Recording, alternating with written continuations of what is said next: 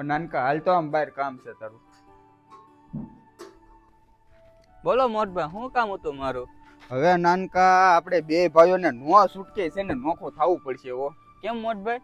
એક તો ભાઈ આપણે આખો દિવસ કામે ગયા હોવી, એમાં થાક્યા પાચ્યા રાતે ઘરે આવી તારે ભાભી કકડાટ કરવાનું ચાલુ કરે. દેરાણી આમ નથી કરતી, દેરાણી તેમ નથી કરતી, બધું કામ મારે કરવું પડે.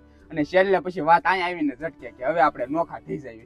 હવે આમાં તું જ કે હું શું કરું? મોટભાઈ, હું તમને આજ કીધું ને કહેવા માંગુ કે મારી ભાઈ રોજ આમ જ કકડાટ કરી કે નોખું થાવું. મને એમ કે નવું નવું છે ને એટલે બે બાયુને સેટ થતા વાર લાગશે, પછી હું કોઈ એક થઈને હળી મળીને દેશે.